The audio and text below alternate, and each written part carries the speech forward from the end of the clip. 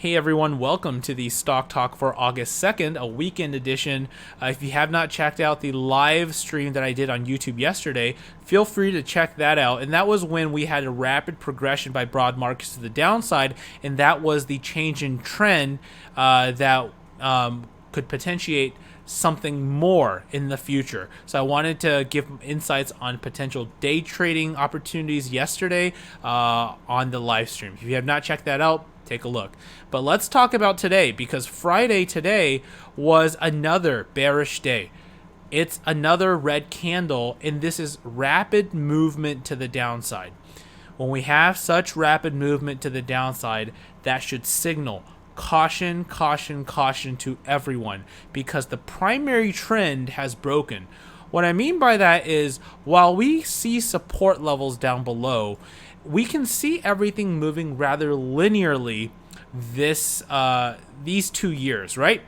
When the primary trend has broken, the larger the sell-offs, the more significant they are. And what I mean by this is the larger the magnitude of these candles in terms of these sell-offs, the more significant they become and the more downward pressure we have by the bears. So did the bears or the bulls exhibit more control today? Answer that question. Well, that answer has to be bears exhibited more control than the bulls today. Well, how is that the case? Well, first, we closed lower than what we started. That is a pretty obvious sign. And second, while we came off of the 50-period moving average in the support level today, you can see the downward pressure. We don't see any change in that momentum back to the upside. We don't see a reversal. So similar to what I said in the past, in which we're going up, up, up. If you guess at the high, you're going to be wrong at 9 out of 10 times. When we're going down, you don't want to guess the low, because the low will be wrong 9 out of 10 times. So how do we know that this is different from the previous sell-offs? How do we know that this is one and done? Well, we have to see some things other than these sort of moves. These three moves, very significant, and what the bulls have to do in that case is, first of all, guard this trend line. Okay, so we'll have to, if we can stabilize around the $291.70 level, I'll give you another trend line. So take a look at this trend line, everyone. Take a look at this trend line. So see these two major trend lines up here? If the bulls can guard the $290 to $291 and stabilize, I'm not talking about, staying there for 2 days, staying there for a couple of days, stabilize around that area, and we have some pushback by the bulls back to the upside, then perhaps we would have found that near-term bottom. But for now, the push and the ball continues to be solidly in the bearish case, okay? Now, I actually drew this higher low trend line as well, because this was in the past. Can you see how this higher low trend line was held on these days? And then we eventually pushed higher. We need the bulls to do something similar. Now, I know a great question is this, right? Well, Kevin, what about this? How do we realize that, when we're reaching a bottom, how do we know that is the bottom and we won't just take off to the upside similar to what we did here?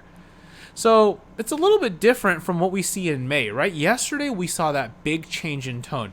So why did I go live yesterday? Why was that a significant event?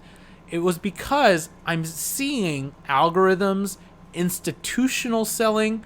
That's when the tables start to flip to the bearish side of things. When a primary trend starts to flip to the bearish side of things, and I've told everyone in the past in the stock talk, I'm not going to lean bullish the entire way. I will start flipping bearish.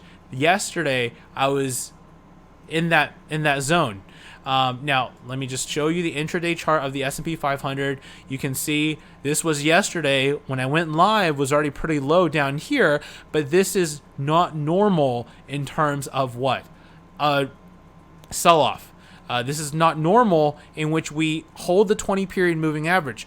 Usually, as we expect in a bull trend, if the primary trend is bullish, and we're talking about short-term stuff, right? I'm not talking about the long term. Long term, whether you think we're in a bear market or bull market, that's something totally different. Because I said that, hey, we made a higher high, we're still in a bull market. That's something totally different. But the short term trend, if it starts pushing lower, this is not normal to see, because news catalyzed events can be forgotten. Or if it's a negative type of news, we might get initial reaction, but the bulls will recover. But such a consistent move to the downside does not favor the bulls, and this sort of move is unhealthy in terms of the bulls, okay? And here's what happened today, intraday. What you can see here is we were unable to recover even the high of yesterday. We pretty much came up a little bit to where we started the day, couldn't recover it, and down we went. This is a bearish sign near term for broad markets, okay? So those are a couple of things I'm watching. So everyone should pay attention to also this up slanting trend line, 290 to 291, and the reaction off of that area. Break that level and look for the next major support to be around 284.66. And those are your major levels. As you can see, we're going down way quicker than the way we are going up. So everyone, that's what I'm seeing right now. And there's a couple other indices showing further weakness into today, Friday. So, yep, that's what we're looking at. Now, where is our resistance? Well, I can imagine that all these areas, 295 will be a resistance over here, right? 295, can you see this level right here, 295? That will be a resistance. If we can't recover the 20 period moving average, that will be a resistance. So again, I would be cautious and guarded in this case, given the way we have dropped. And if you look at this drop actually doesn't look like the one we had in May. In May, if you remember, it was a tough drop. We had drop buying during the day, drop buying during the day, right? This is a quick and rapid succession move. And this rapid succession actually does remind me something of last year. So that's still on my mind, but right now, certainly painting a more cautionary tone for broad markets. So pay attention to those support levels. Let's take a look at TVIX. Volatility continues to be making a series of higher highs. Now, we would be looking for a higher low. So where's the low? Well, first off, we can say that a higher low would come at the low of 1368, but that's pretty far away. So we can say that for now, the low or the baseline support would be $15 or next to the 20 period moving average. As long as we hold a higher low for TVIX, this can actually still continue pushing higher. So we'll continue monitoring this. Right now, it looks like a rejection off of the 50 period moving average, and certainly we can set a higher low for TVIX. Right, it doesn't have to go in a straight line to the upside, but there's a little bit of weakness. Actually, there's quite a bit of weakness in broad markets and in other indices as of today. Can it change on Monday? Yes, it can, but we'll have to see that development. For now, we've made a higher high. That initial higher high was a break of 1517. We've seen continuation, and hence we have to be careful in this market. Okay, so that's TVIX. With crude oil, this is the crudes chart. So you can see we're below all the moving averages. This is a bad sign for crude oil. Whenever we have a negative 7% or negative 8% day, which does not happen often, that's a signal of problems up ahead. And because of this aggressive selling, what we're doing right now is here's your support, or resistance 5580, we came up and tested again, but there is a multitude of resistance up above, including all the moving averages, which we have to contest, and a resistance of at 5786. So right now, crude's pointing to potentially lower prices. I do not like the way why we had to come back down and retest 5440. Like I said to members, we should have never come down to 54.40 to retest, but now crude has a lot of consolidation to do if we were to see a major push to the upside above all the moving averages, especially above $58.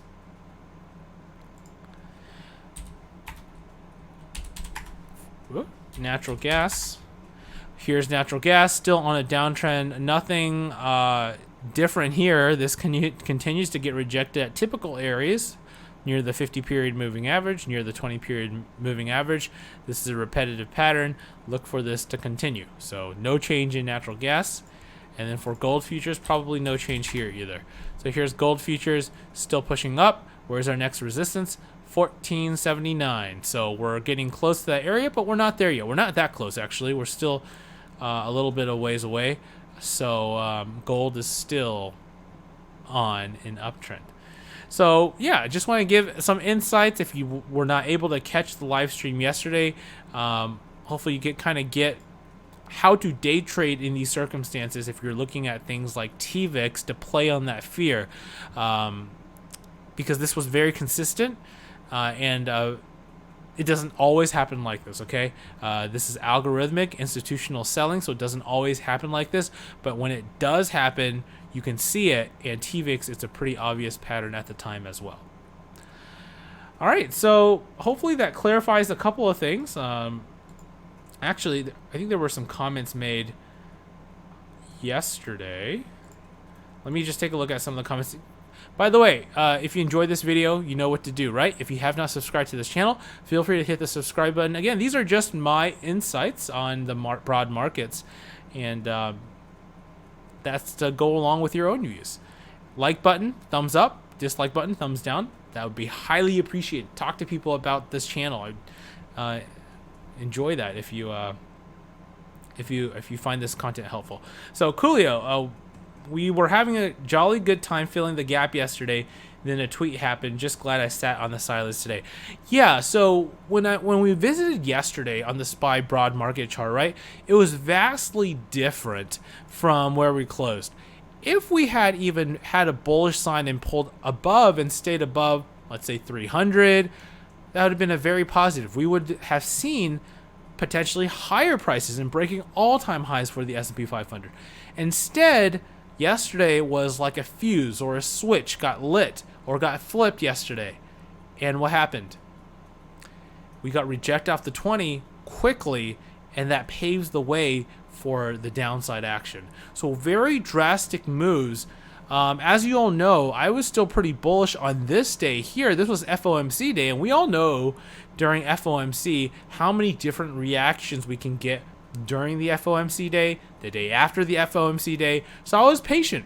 I was even patient during the sell-off yesterday, but given the close yesterday, things are looking more bearish than bullish, and it's just like the technical chart pattern just flipped. And that flip is what concerns me in the near term.